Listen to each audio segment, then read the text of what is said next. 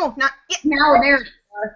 Hi, everyone. Welcome to our third Sexual Violence in YA Literature project meetup here. Today I am super excited about having Courtney and Brandy here. And I think maybe I'll have you guys introduce yourselves just to sort of give a little bit of an overview. I can talk about your books, but I think normally like you're better at your own log lines than me being like, so it's this amazing book, and then it's amazing, and then this amazing thing happens. So instead, I'll have you guys do that for yourselves a little bit, and then we will get started with our questions. And then also too, I should say, I'm Christa Desir. Man, I can't believe I forgot that already. I wrote a book called Fault Line that came out last October, and I am one of the project leaders of the Sexual Violence in YA Lit project, and I am here with Carrie Mesrobian. Carrie, do you want to take the mic?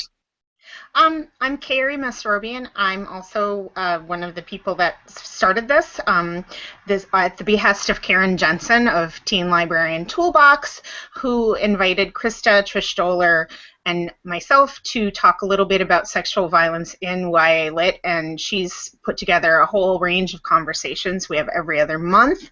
They are all archived on YouTube, and then she also does a helpful recap of the video. So the whole project's all on her website, which is teenlibrariantoolbox.com. And Krista's moderating, and I'm just here to pipe up or chime in about any of our topics. So should we just have our authors introduce themselves today? Yes, that sounds perfect. Brandy, you want to go first? Sure. Hi, my name is Brandy Colbert, and I wrote POINTE, which is this book. And it came out in April.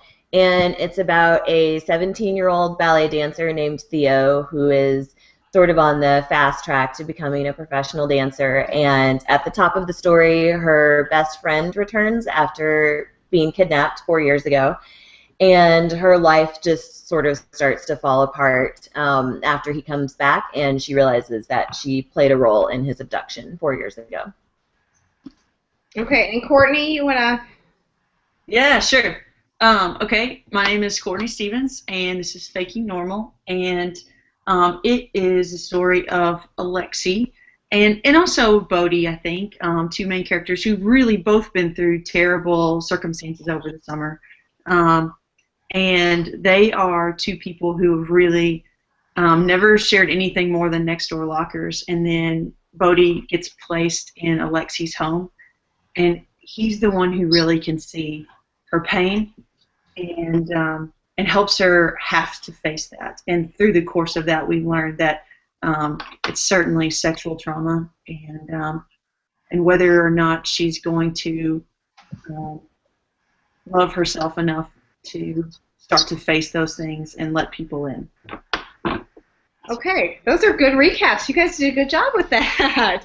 Okay, so today's topic, one of our, sort of our big overreaching topic, each of these meetups that we're doing has a specific sort of theme to it. And today's is a little bit about consent, which is about consent, and consent in sort of the sexual paradigm. And I think first, I'm interested from you guys, sort of what's your perspective of what constitutes consent? I mean, so I have a perspective of it which comes based from being a rape victim advocate, and that's sort of the legal definition of what sexual assault is, which is very interesting because I think that when I go into high schools and I've talked to students about what is rape, and give them a scenario and say, is this rape, is this not? There's a lot of sort of confusion in that.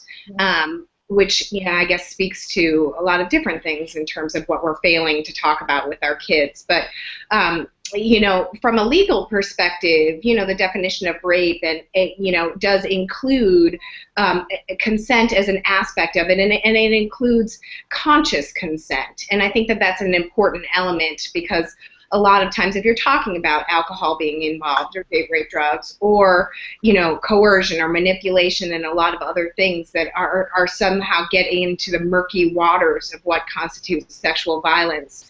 I think that legally, at least in the state of Illinois and with the ICASA, conscious consent is sort of a mandatory part of the definition of, you know, what falls into the world of sexual violence.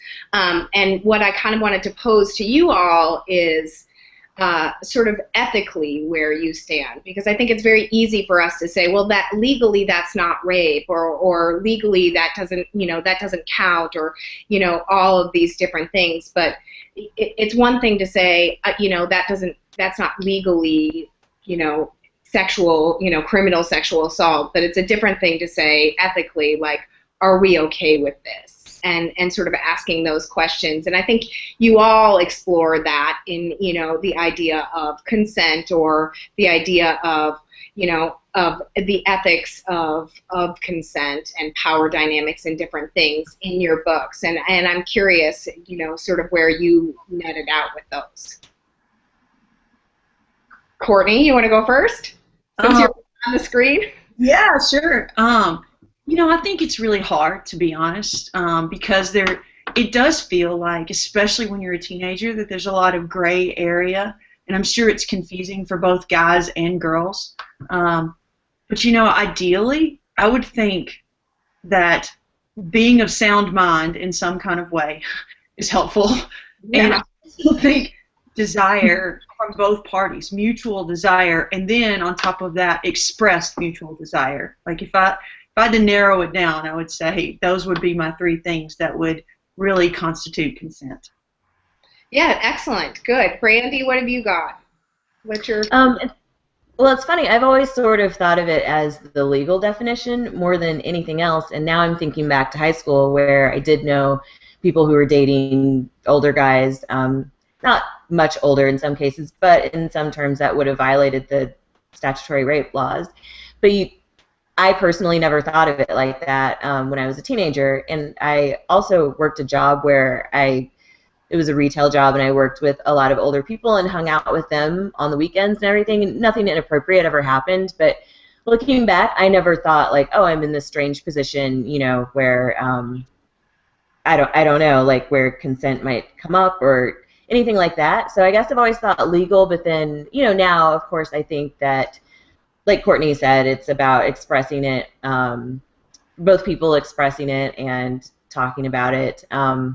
So I don't know. I mean, there is kind of that gray area where, you know, I guess if someone isn't necessarily of age, but maybe maybe they're 16 and they're dating someone who's 18, and right. If both parties are okay with that, I guess I've never thought like then that would be violating, you know, any kind of laws. But even if it is, I'm probably not expressing myself. No, that makes sense to me. And like it's also a really interesting thing for you to say, like, okay, you worked with older people, so like would you now sort of in hindsight looking at it as an adult, if you were thinking, oh, you know, I was 15 and I was working with these 26-year-olds and I was hanging out with them and like maybe I could have hooked up with them, like does it change your mind in terms of how you feel about that, how you think about that in term, you know, as an adult? Because, you know, I think I had that experience as a teenager too, and like it might have been something I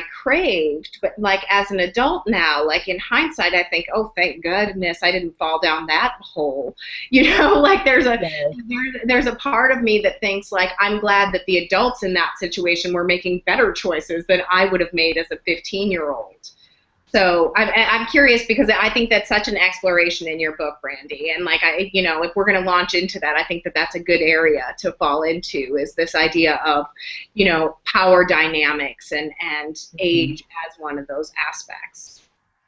Yeah, I mean, I feel really lucky that I've generally always been surrounded by good-hearted people who never, you know, tried anything inappropriate. But now I look back and I am kind of shocked that I hung out regularly with people who were so much older and that nothing ever happened, and I think I was lucky because I think a lot of times that people don't get so lucky in those situations. Yeah, I think the interesting thing about the age of consent, I mean, you have to draw it somewhere because that's what laws like. They like to have clear lines, but the funny thing is when you are that age, you present yourself, you have a perception of yourself as being grown up. And so you don't think that you need any kind of protection. And so you're putting yourself next to those older coworkers, for example, and feeling like, well, I can stand next to them and be their equal. I'm okay.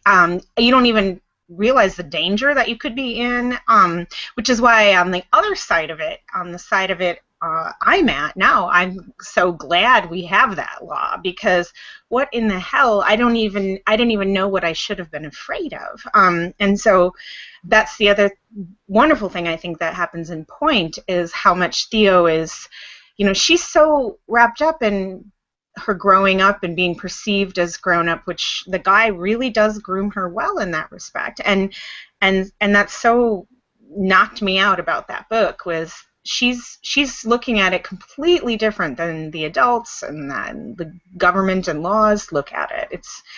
It's so tricky because everyone has a different opinion. So yeah, I think that's right. I think that's a really good point, because it has to do with this idea of, whose lens are we looking through? And it was really good. I mean, when you look through the lens of a survivor, which both Courtney and Brandy did, when you're looking through the world with that lens, I think that there's also, which I think you both did really masterfully, which is this idea of culpability and like how much was, what did you sign on for this? Did you agree to this? Or did you think like, either this is all I'm worth, or like, he makes me feel more grown up, or whatever, like all these different things. And I think I would love you both to talk a little bit about the idea of power dynamics when it comes to survivor culpability, and when it's not, when we're not, it's not hold me down and I'm saying no a million times and you're doing it anyway, but instead it's this idea of, I'm not consenting through, through my actions, or sometimes it gets rough, or all these different things, and by not having a voice you're not consenting, but at the same time it's not very overt. Courtney, you want to speak to that a little bit? Yeah, I mean, I think for me personally, it's such a difficult thing, because so many women I know that have had this experience, the first thing they do is to blame themselves. And like they always go back to that moment where they're like, but I'm the one who didn't say no, or I'm the one who, yes, I got in the car, or I went out with that guy, or I had too much to drink, or whatever. Yes, that's right. And I had this fantastic conversation with a friend maybe a year and a half ago or something, and I was kind of going through those same similar things, because I think you keep working things out over a period of time. Like, it's not just, oh, and I'm healed now. It's a continual process. And so I was saying some similar things to a friend, and I said that very thing. I go back to this moment where I'm like, but I could have done something. And she said to me something I will never forget. She was like, you're going back to the wrong moment. And she was like, what about that moment when that guy decided that's what he was going to do? Mm-hmm. And I think that's such a powerful thing to shift it back, continually shift it back to the person who made the wrong choice to hurt someone. And it is a conscious choice, and that's one of the things I wanted to express in Fake and Normal. And you don't know that for a long, long time, but like, the person that did it, he made a choice, and he had plenty of time to change his mind, and to realize and come to conscious decision making that this is stupid, and I might have feelings right now, but I need to back away. This is a bad idea, and that's on him, and it's not on her.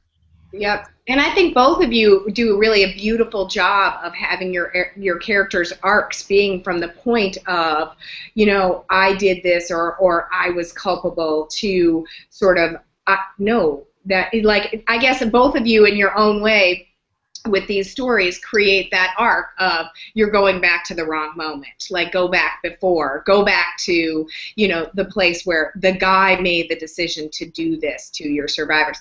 Like that's a really great point of putting that in there. You hear that with domestic violence situations too, which is, well, why doesn't she leave? And no, people don't ask, well, why does he have to beat the hell out of her? You know, why does he have to be violent? Right. It's never, you know, it's so crazy how we don't go to the source of the, you know, the misbehavior or the, you know, the source of evil, I guess. We ask the woman why, you know, why she didn't run faster or wear, you know, a turtleneck instead of a low cut, whatever. I think the other interesting thing is that when we're talking about first sex, we're talking about, I mean, most adults have sex for a myriad of reasons, and what makes us uncomfortable, I think, when we're talking about sexual assault and what consent looks like, is that adults will go back and review their whole sexual inventory and think to themselves, wow, I did that when I didn't want to, or I did that for this reason, and it wasn't because I was 100% there with the pom-poms wanting to do the sex with that person or this person. And so everyone kind of steps back and asks themselves, am I always enthusiastically consenting? And then sometimes then they'll get to a point where they'll say, oh, but that's ridiculous. This is all ridiculous. Quit being ridiculous. And then the whole conversation kind of ends. So I feel like for kids that are just negotiating for sex or their sexual debut or whatever, I mean, that's very hard to know why they're doing these things, because especially they've never done them before. They just want to try them. And so for people that have done them even don't have good answers for why they have sex. And so it's not just the kid's problem or, you know, a problem of inexperience. It's kind of baked into our culture that we don't know why we're doing these things. I think a lot of times when we talk about being slutty or sluttiness, if you really get down to where the rubber meets the road, sluttiness isn't really about sexual appetite or libido. It's usually about something else. What we call, you know, excessive sexual behavior is about something else. And so really, like, asking people to think about why they're having sex or why they have desire, we just don't have a really great vocabulary in our culture for that. We don't equip people for that. So when it goes wrong, then we're even more sunk. Yeah, I think that's exactly right. And I think it has to do a lot with core foundation. It's like, you know, when Jacqueline Friedman, you know, she wrote her first book, and it wasn't her first book, but one of her books was Yes Means Yes, and it's about the idea of enthusiastic consent and that kind of thing. But her follow-up book was, you know, what do you really, really want? And it sort of goes deeper into this idea of, it's not just about enthusiastic consent. It's about figuring out on your own, in your own terms, and you know, having your own grounding on what you want sexually. And that's, you know, half the conversation in this. And so, Brandy, I'd love to hear from you, because you have this very interesting consent scene that's like beautifully done, and then devolves into her crying afterwards. And this is such a great scene. Like, you know, tons of people have talked about this scene, because here is something that, you know, is very clearly consent. You know, you make that very clear, and yet has this fallout too. Like, talk to us a little bit about that, because I just think it was so wonderfully done. Oh, thank you. You're talking about the scene with Hosea. Mm-hmm. Yeah, it's funny, my editor and I sort of went back and forth on that for a while, because to me, I mean, it was really important for me to have Theo have a positive sexual experience, at least once in the book, because I did sort of want to show the difference between, like, yes, she may have thought this was positive, what she had 4 years ago, but obviously it's not, and I sort of wanted to show the difference. And I think that, to me, I think Theo did see the difference then, but she's just also so wrapped up in what's going to happen to her friend and what really happened to her 4 years ago, that I think she can't enjoy it for a number of reasons. I don't know how spoilery I can get with my own book, but you might as well. Like, I feel like we have to be spoilery or for the purpose of the discussion. Yeah. Yeah, exactly. Okay, so I just feel like she knows Hosea is a bad idea. He has a girlfriend. He's clearly cheating on her. He's not in a great place himself. But he makes her feel good about herself, which her previous boyfriend never really did. And I just thought it was really important to have that scene. And my editor and I sort of debated back and forth about,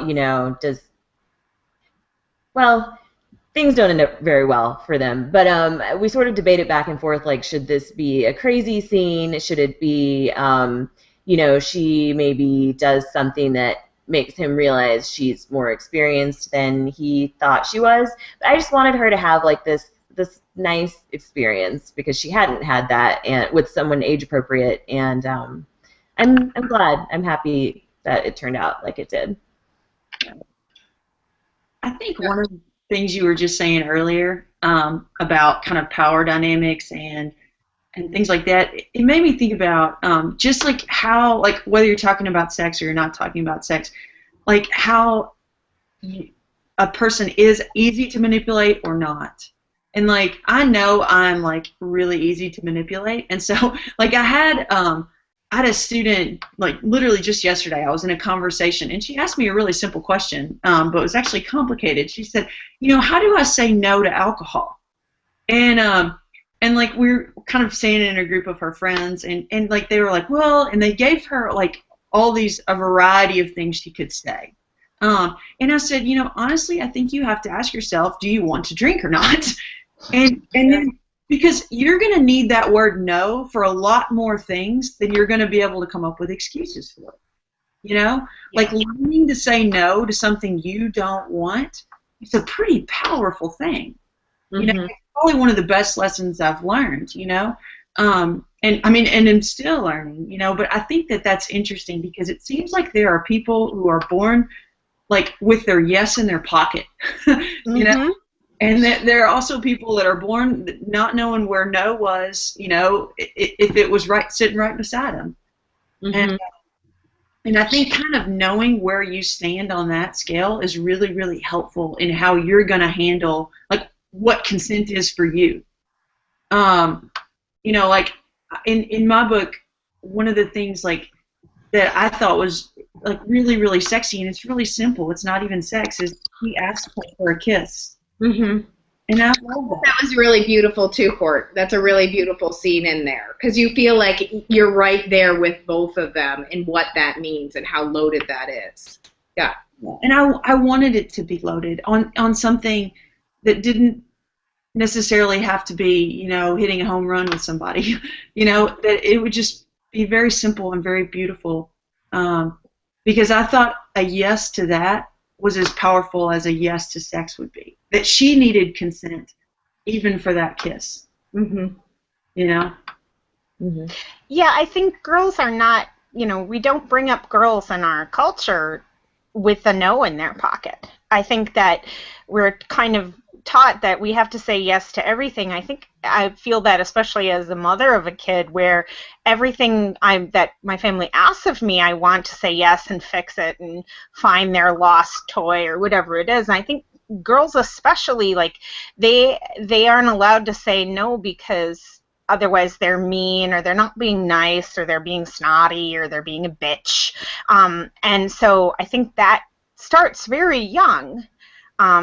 About just, being entitled to your opinion on something, whether it's drinking or wanting to have sex or not wanting to have sex, is something that kind of rinse out of girls at an early age. And but yet at the same time, boys are sort of socialized to think that, their feelings on the matter are God, and we should all, accept no or yes from them, and that's very, very definite.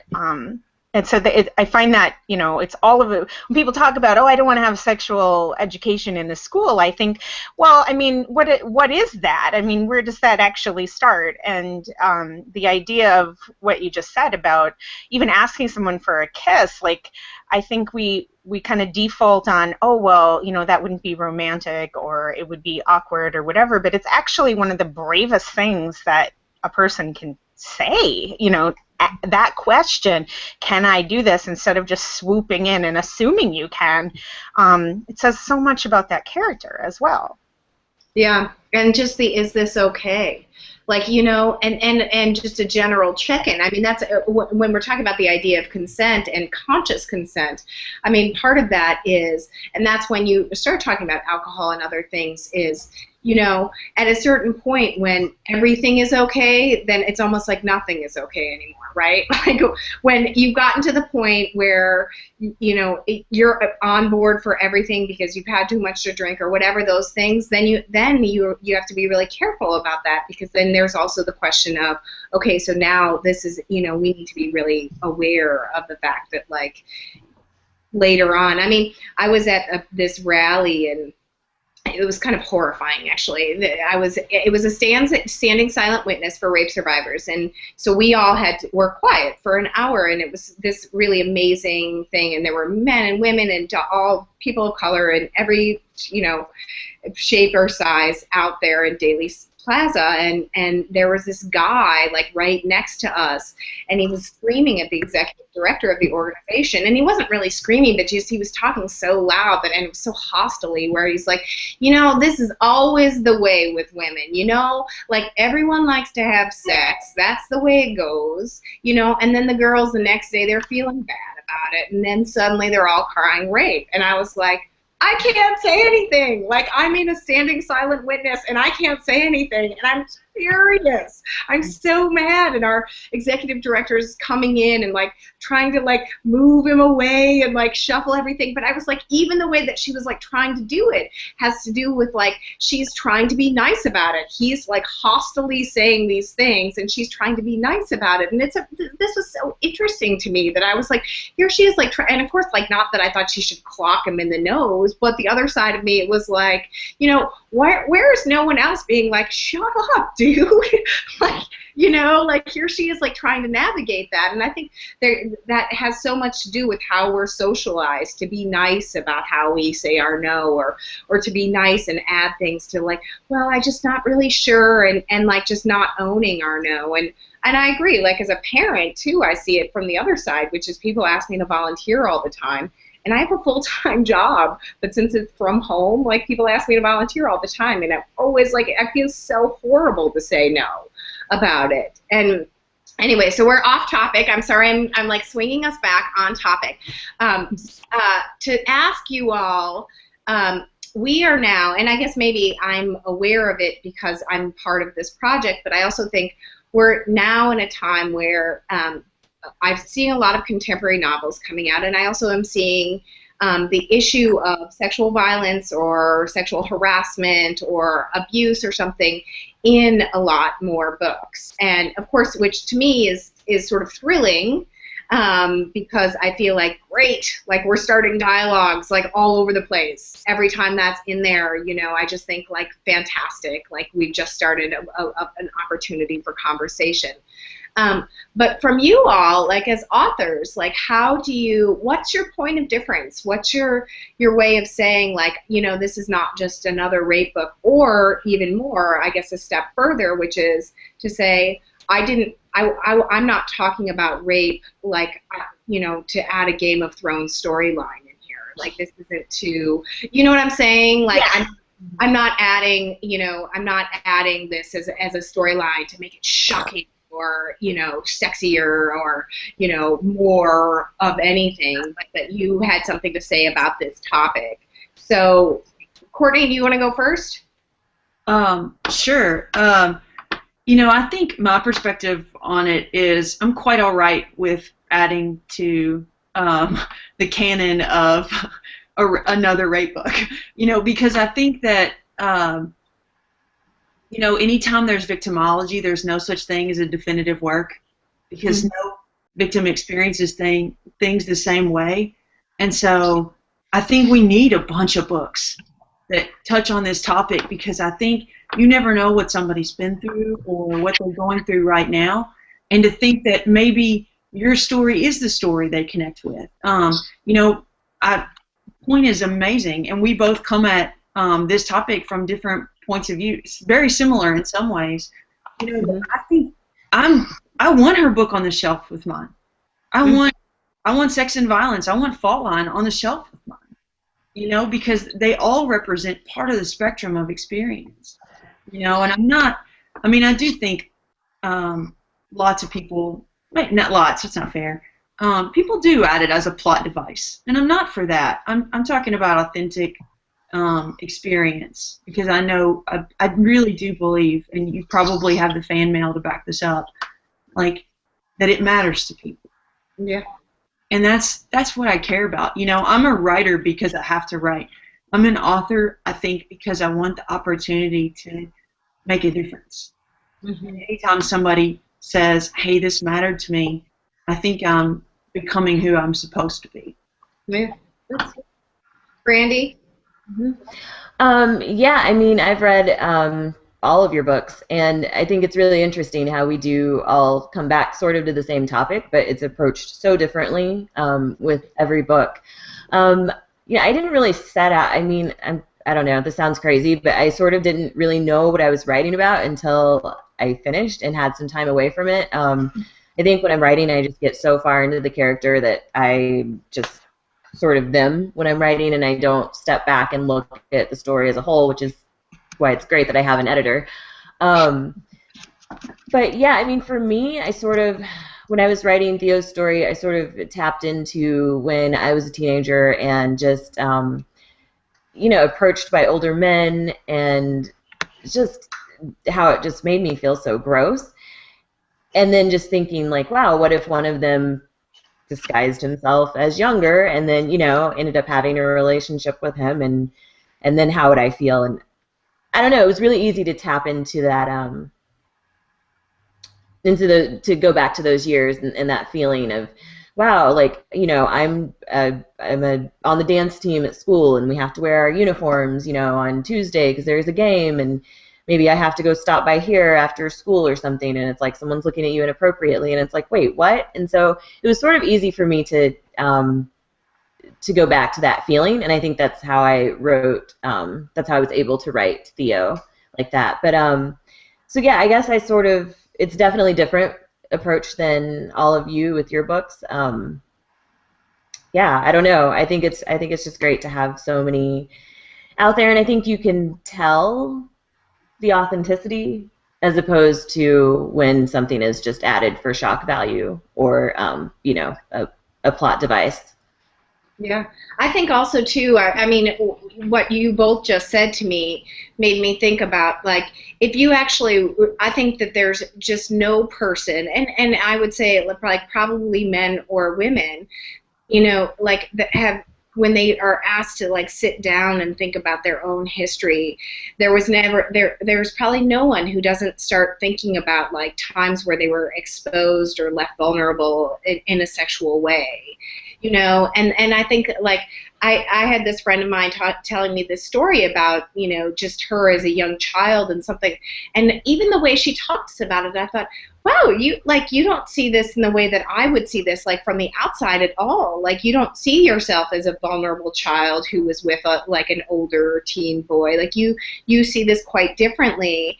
And then when I said that, she was like, oh, maybe, well, I guess it was kind of dodgy. And like what an interesting thing that like dodgy things have become normalized to us, or that they become things that it's not a big deal, or, you know, I mean, I think Maureen Johnson had written some blog post about the different things that had happened to her, and I was like, yeah, and like from the offset, like these are horrifying to me, but I also thought, you know, like how many people haven't been groped on a subway, or like these things, and like what a kind of horrifying thing to say. Like, I don't know a person who hasn't been groped on a subway. I don't know, you know, like those things when you start getting into the, I guess, the dynamics of our own histories. like, and that goes to Courtney's point about, like, every story is different and everyone's own story is different in terms of, you know, what they've been exposed to and their level of vulnerability and that kind of thing. But I think you both,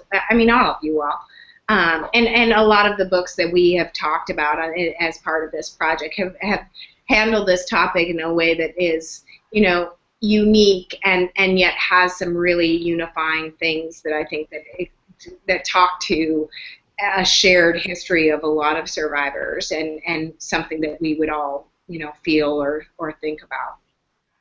So. I was talking to the editor of Flux, which is a YA imprint here in Minnesota, Brian Ferry, and we were in a Q&A and someone asked about, you know, coming out stories, and did he think coming out stories were still needed in YA or even in the world, since apparently we're all over our homophobia or whatever.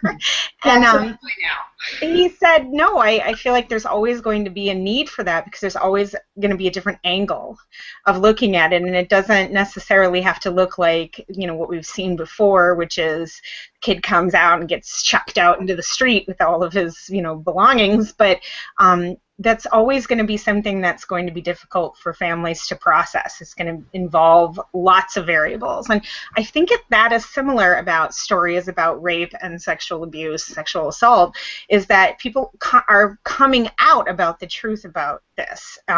We've been asked for so many years to not say anything and to just hold all the shame of our culture, you know, inside us. And that has done nothing good for women. You know, women being the majority of the victims of this kind of thing.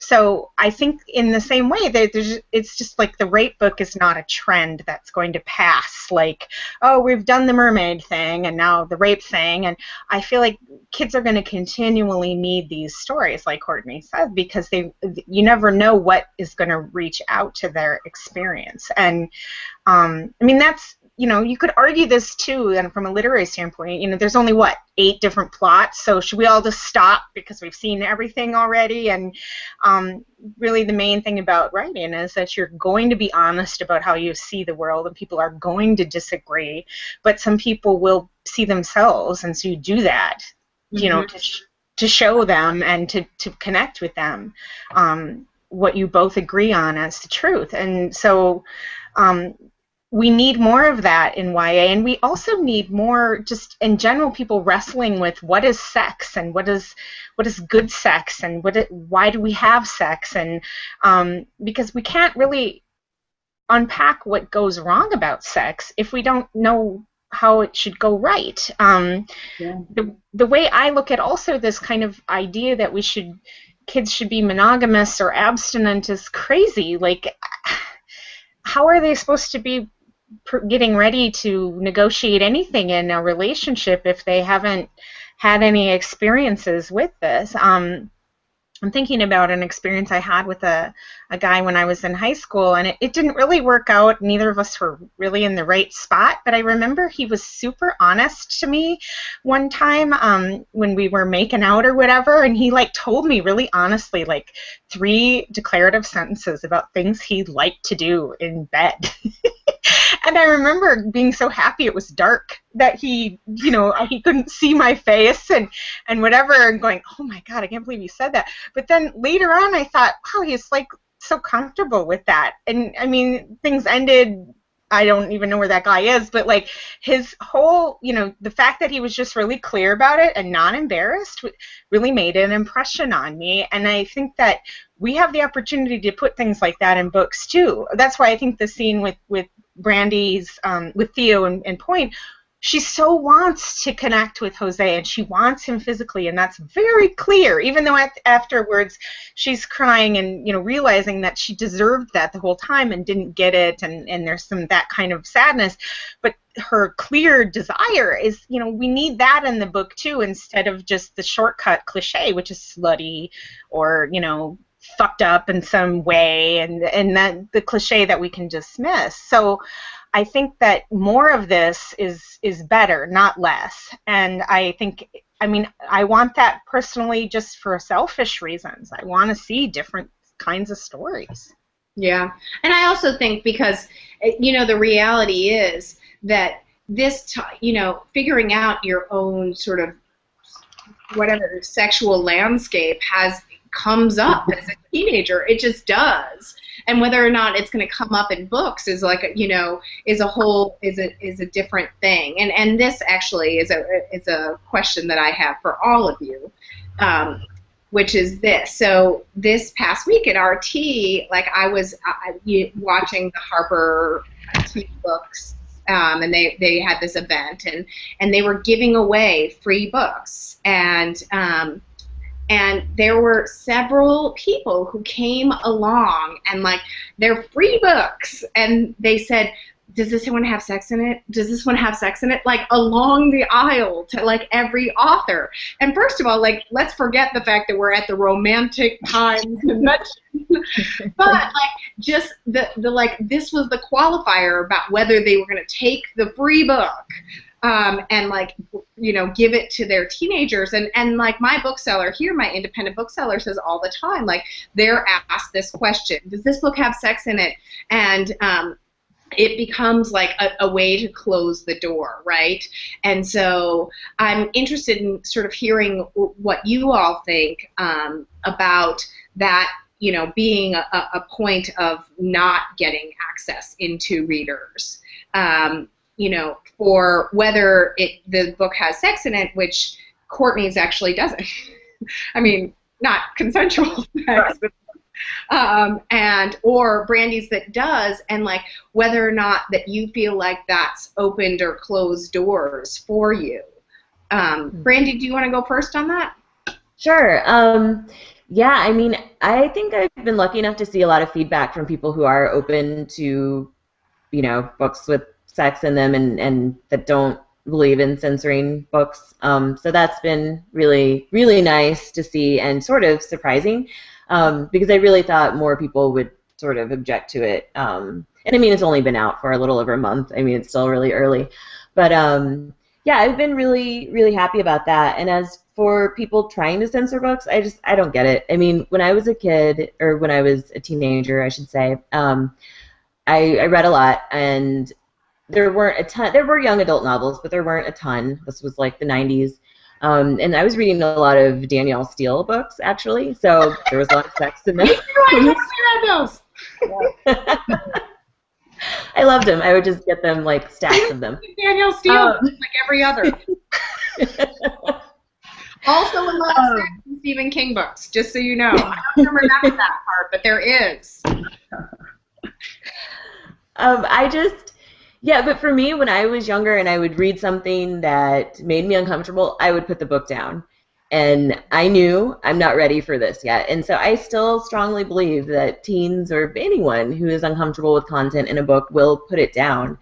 And so I personally just think it's really crazy to try to censor that and to not, I'm not a parent, but for parents to not trust their kids to make the right decision on what they can read, because these books need to be out there. People don't always know what someone close to them is going through, and sometimes those people can't always talk about it, and so that's why we need literature and movies and television that tackle these subjects, I think.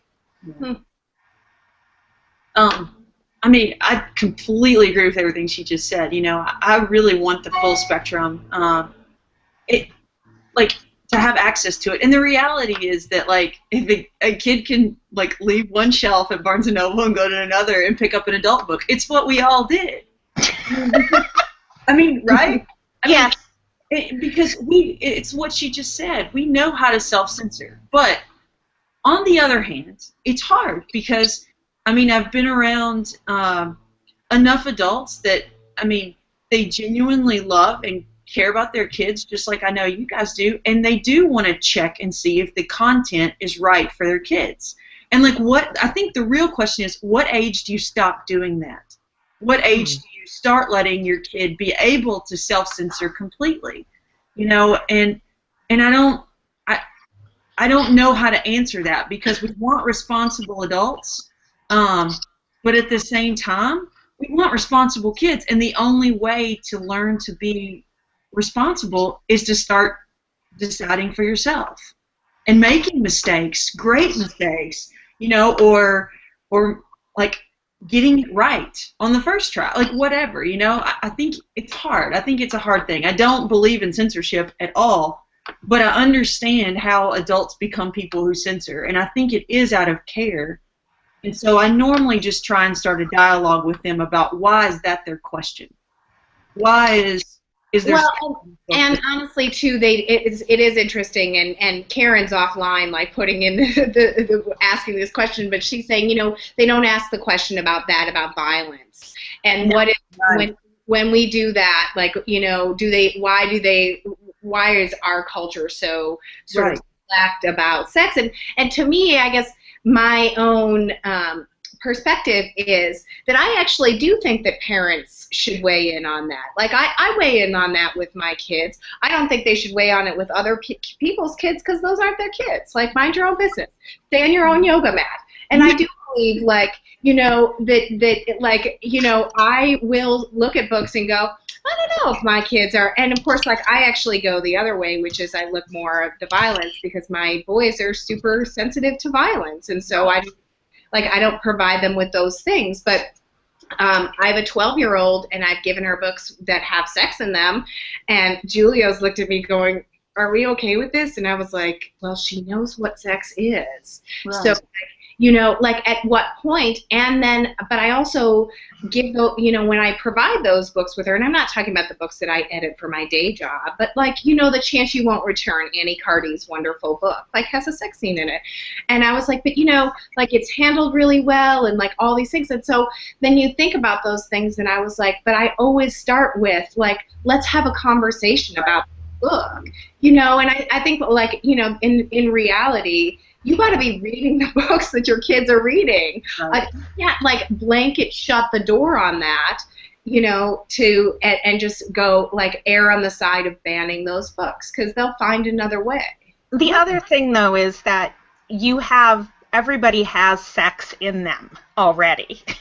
That's what I want to tell these people. Do you have sex in you? You know, I don't get the idea that, and people have violence in themselves for that matter as well. But the other thing I'm coming to is the idea of having the space to work with these topics alone. Last night I'm reading Divergent to my kid, or no, she read Divergent, we're reading Insurgent, and I get to this kissing scene, right? And I think, oh, you're Carrie, you talk about sex on Twitter all day long, you should be able to read the kissing scene to your kid. And part of me was like, I wish she could just read it by herself, because that's something I think she'd want to process alone. It's not that it's hard to read about kissing, but it was just like, man, I'd rather be by myself reading about this. So there's that piece of it too. But I think Karen wants to jump in. Where did she just come online? Yeah, I'm here. Maybe? Yeah. Okay. You were talking about the parenting aspect, and I have an almost teenage daughter. And we watched the Big Bang Theory together, which, you know, sometimes gets sexual. And every time it did, I would change the channel. And I realized two things. One, my daughter was getting these really bizarre concepts about what sex is and what sex isn't. And, like, because I was uncomfortable and changed the channel, I was making her really uncomfortable and creating, like, all this, like, shame and fear about this in her. And I was like, well, I have to talk to her about this. We have to talk about what sex is and what sex isn't, and I have to let her know that it's healthy and it's normal and it's okay, that it's just not, you know, something she has to worry about at her age. And I think that's part of what I see happening, especially because I come from a very conservative background, and because we're so afraid to talk to kids about sex, they're not getting the right information. They're not getting the information they need to make good decisions about even whether they want to have sex or not want to have sex. Sometimes they don't even know clearly, like, what it is. And but also too, like, I think because we're uncomfortable about it, we put the shame on it that they read into it and they're getting. So, you know, we're building this culture of shame around sex so that these, you know, young people who, you know, I mean, it's just part of their biology. something happens to teenagers, they go crazy, they think about sex. It's just a normal biological process. We all did it. But we're just muddying up the waters in the conversation and just creating all this shame and confusion, and then putting people in situations where they can't make good decisions about whether or not they want to have sex because they don't clearly understand even sometimes what it is and what it isn't. Yeah, and also going along with that, like when you build a culture of shame around sex, then of course you build a culture of shame around rape. Because then, you know, when that happens, at least in my mind, like that's the way that you lend yourself into a place where no one discloses rape, or they're afraid to disclose it and they go to their own culpability because there's just built-in shame around it. What did I do? All these different things. And I think like when you are in that space, like then it's a lot of silence and it's unhealthy. And, and I just think about both your characters in your books and how, they are both like grappling with something that they don't even understand, and neither of them have their go-to isn't I gotta talk to someone about this. They don't, that's not what their go-to is, right? They're carrying this. And that's sort of when we get into the idea of not talking about sex or not having those conversations or trying to protect our kids or anything like that. You also get into this idea that they're protectable. And yes, they are to a point. Like you can do the best you can, but like there's also, sometimes they're not. Like they don't live in bubbles. And so I every time like when that the woman who was coming down and saying like, does this have sex in it? Does this have sex in it? And I thought like, this is really fascinating to me. And like, okay, good luck with that. I'm sure that child will never be exposed to any sex. Has never been exposed to any sex. Like, turn until her wedding night. Woo! Well, like it's like turn on the TV, turn on like all these other aspects, and like to me, I'd rather have it in books where you can create a dialogue around it, or books where you see beautiful consent, or you see Bodhi saying, "Can I kiss you?" and have that and say like, this is what that looks like, this is what it can look like for you, or where you see. In Theo, where you see like, oh, okay, well, here's a scene that's like, she really wants and she wants to be part of this, and she's not crying because she didn't want it. She's crying because she didn't want the first kind. She didn't want the mess. And like being able to see these contrasts, I think is important in books.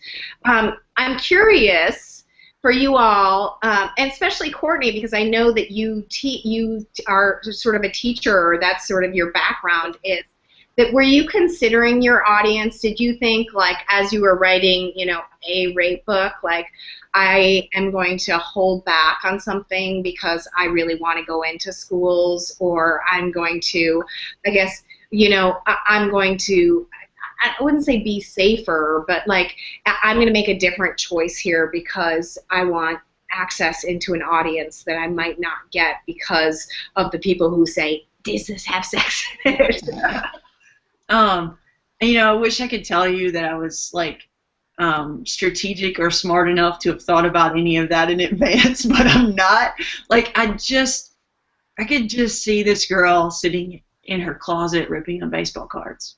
And, and I thought, that girl has a story, and I need to know what that is. And I didn't worry about anybody else except what she'd been through and who might make her life a little easier on the flip side.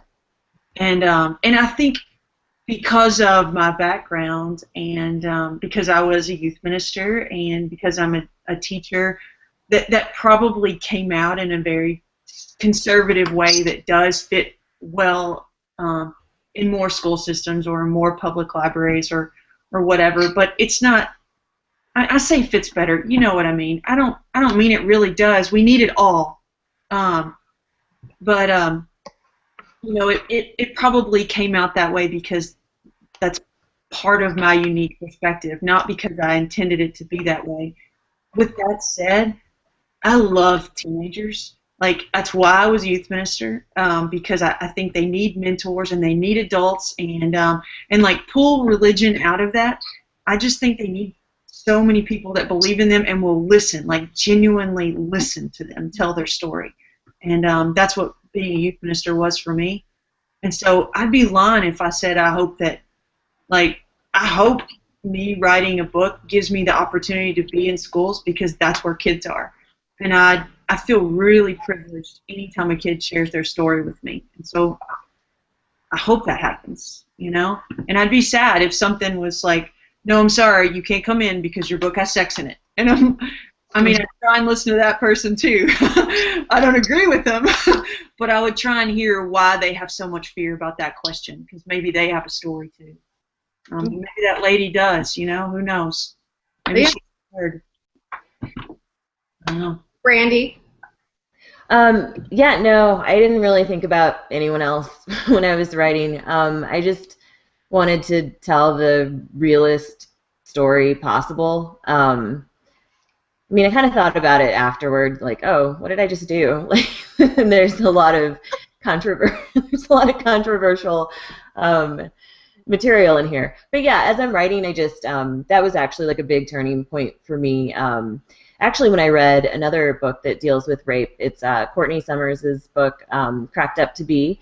Yep. And that was the first book I read that I realized, oh, I hadn't read a ton of YA before that, but that was when I first realized, oh, like you can cover difficult subjects in your book as long as it's, you know, handled with grace and care. And but I love writing from the teen perspective, and to know that like some teens could connect to this, or that it might, you know, be able to help somebody is like amazing. I love the idea of that. Okay, so we only have a few minutes left. Good talk, by the way. I'm so interested. Like, what a different group we are. We only have a few minutes left, and since we're talking about consent, I wanted us all to talk about what our favorite, we all probably read the YA world pretty widely, and I want to hear your favorite consent scenes.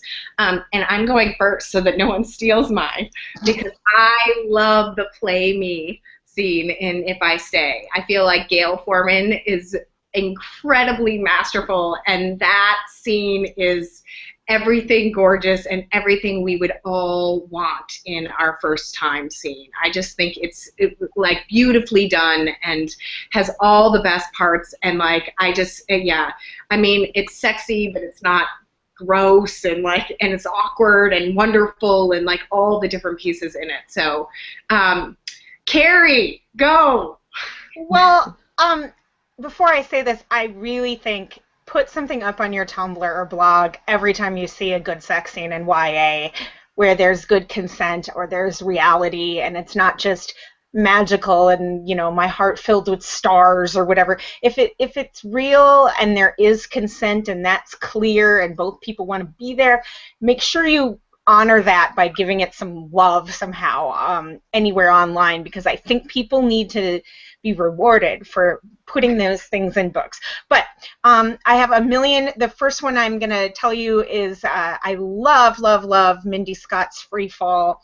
The kid who it's from boy's point of view, and the boy is so awkward, and he like at one point gets up to get the condoms, and he's very self-conscious about him body being naked and her looking at him, and he pulls out the condoms and like a million of them come out, and he's like, Jesus, who needs that many at once, you know? And it's just absolutely funny and vulnerable and real, and there's information there about the steps involved versus the, you know, we crested the heavens and our hearts filled with, you know, angel, you know, dust or whatever the hell.